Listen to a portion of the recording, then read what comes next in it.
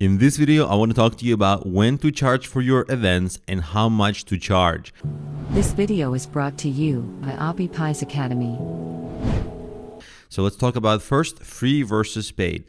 The benefit of free is that it gives you the biggest growth. If you make your events free, you'll grow the fastest, no brainer. You'll get the biggest audience. So if your goal is to grow fastest, that's what you've got to do at first. But the thing is that financial viability, sustainability comes with making money and often having paid events. So you have to eventually walk that tightrope between free and fastest growth and paid and financial viability.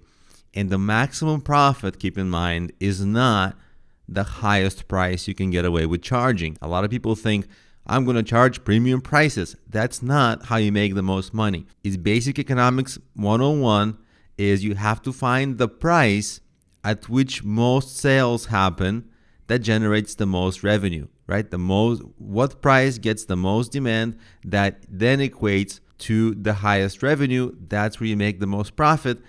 And we don't actually end there because revenue is not a one-time thing.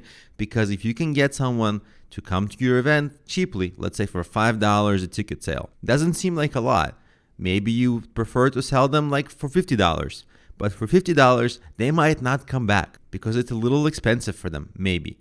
But for $5, which is almost free essentially, well, they can come a lot. They can come often. And if they come to 12 of your events, well, you know what? You made $60 from them over time. Not to mention that over time, as they keep coming, they might buy some of your products. They might buy some additional services.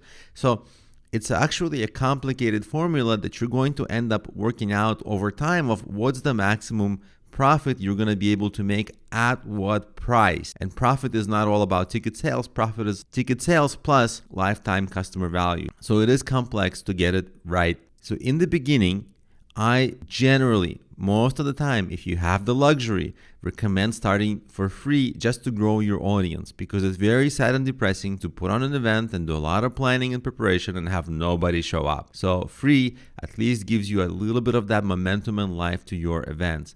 And free, keep in mind, does not mean you won't make money. You can ask for donations, you can sell products or services, you can get people to come to future events that are paid events if the current free event is fun for them and they get value from it. So free does not mean no money.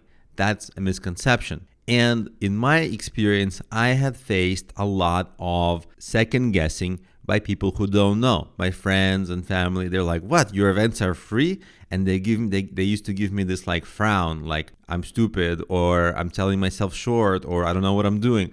But the truth is, they don't know what they're doing. They never put on an event.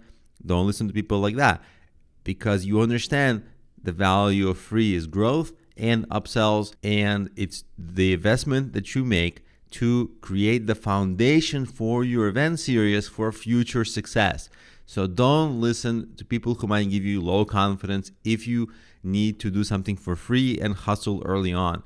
Early on is about extra hustle on your part to lay the foundation for future success. And once you grow and build up that engaged audience of people who like your events and you grow your marketing channels, you're going to grow your free events to a sizable audience. And once you have a sizable audience, then it's hard to manage it for free. So you might switch to charging ticket prices to attend. When you do that, you can charge low prices and raise prices as demand grows and as you grow your event attendance, even when it's paid versus free. And you don't want to make big jumps. For example, if the event is free, don't make the next one like $50. It's a big mental jump for people, but it's a much smaller mental jump to start asking more aggressively for, instead of paying for donations. And then later, how about $5 a ticket, $10 a ticket? Those are acceptable mental jumps, and it's easier for people to digest those increases in price. And once your price goes up, you can then have an option of promoting Open Up, which is incentivizing through discounting and scarcity, right? Because you can give people discounts for signing up early, all that whole deal with early bird pricing to build your attendance earlier. You can give away like discount coupons to make people feel like they're getting a good deal. All those kinds of things begin to open up. And what I do also recommend is during the event, if you have a little time You can talk to the attendees about their fair opinion of what's the value they're getting and what's the fair price for them to pay, that what's the ideal price. And most people will be all over the place. Some people say you should charge a lot. Some people say it's too expensive, and it reflects more on them than you. But some opinions will recur, and that's what you want to pay attention to, is what are people constantly repeating. And you don't have to take everybody's advice, but certainly you want to talk to a lot of people and synthesize their opinions and then form your own decisions later. And also, one thing I want to say is that if you're a new entrepreneur, there's often this thing that we have, and I had it too, where you don't feel confident about charging for your events because, like, is it really worth paying for? I don't know. Who knows? But it's your time and it's your effort, and you have to respect it. And if you respect your time and effort, people will respect it. You just make sure that your job is every event you put on in your event series, just keep paying attention to the quality. Keep on improving quality from event to event to event. Do something better each time. And trust me, over time, you will have fantastic events that are worth paying for.